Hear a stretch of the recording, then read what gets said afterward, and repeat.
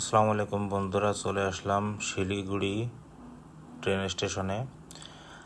আমরা দার্জিলিং থেকে বাসে করে এসে শিলিগুড়ি বাস স্ট্যান্ডে নেমে এখান থেকে 9 কিলোমিটার দূরে নিউ জলপাইগুড়ি স্টেশন, এখানে চলে আসলাম। এখান থেকে আমরা কলকাতার উদ্দেশ্যে রওনা করব। এখানে আস্তে আস্তে এখন আমরা স্টেশনের ভিতরের দিকে ঢুকতেছি এবং ঢুকতে ঢুকতে আপনাদেরকে কিছু তথ্য শেয়ার করব। আমরা যখন দার্জিলিংয়ে স্টে করছিলাম একসঙ্গে, আমরা একই হোটেলে কলকাতার মুর্শিদাবাদের 3 ভাইয়ের সঙ্গে দেখা হয়ে যায়।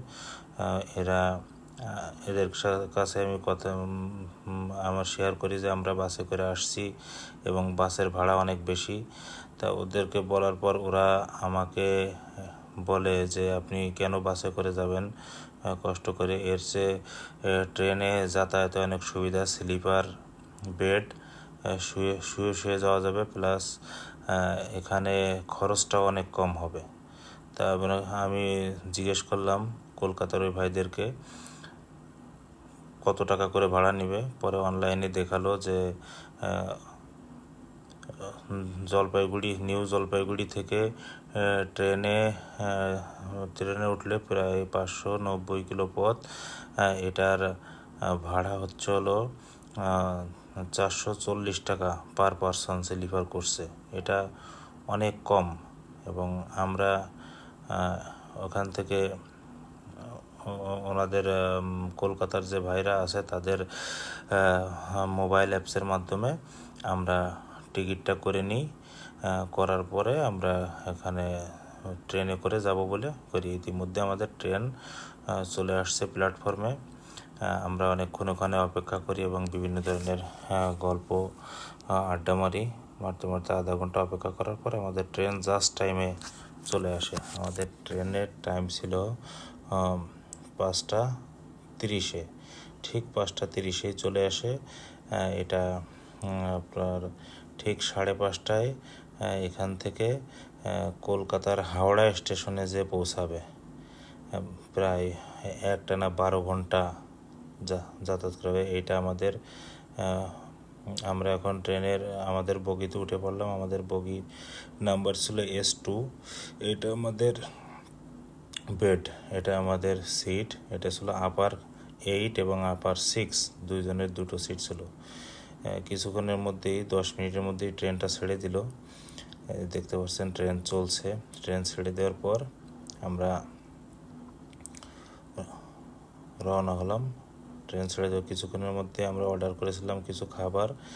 এটা দুটো ডিম, সবজি, ডাল এবং এক্সট্রা ভাত, সাথে আচার। এটা 130 রুপি করে নিয়েছিল। ট্রেনে খাবারটা এভারেজ ছিল।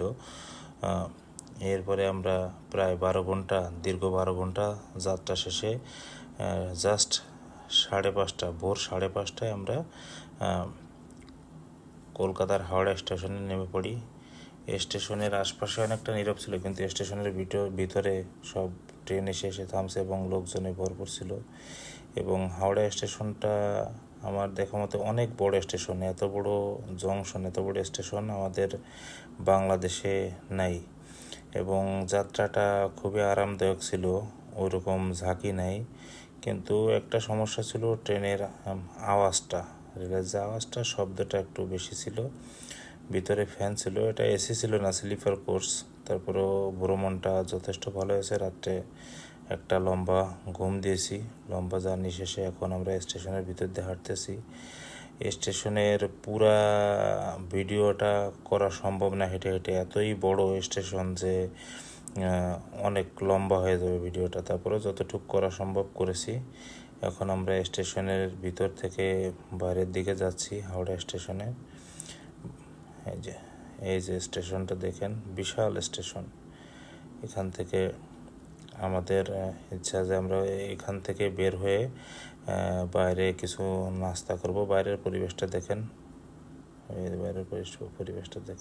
পরিবেশটা অনেক সুন্দর এখান থেকে। এবং হাওড়া স্টেশনটা দেখতেও অনেক সুন্দর, খুবই নান্দনিক। এবং এখান থেকে যে হাওড়া ব্রিজ দেখা যাচ্ছে। এখন আমরা এই হাওড়া ব্রিজের কাছে ওখানে কিছু রেস্টুরেন্ট আছে, ওখানে যে আমাদের নাস্তাটা সেরে নিব। নাস্তা সেরে ওখান থেকে আমরা চলে যাব আমাদের হোটেল মার্কো স্ট্রিটের ওখানে। মার্কো স্ট্রিটে গিয়ে ওখান থেকে রেস্ট করে আমরা পুনরায় কিছু কেনাকাটা করব। কেনাকাটা শেষ করে আমরা ওখান থেকে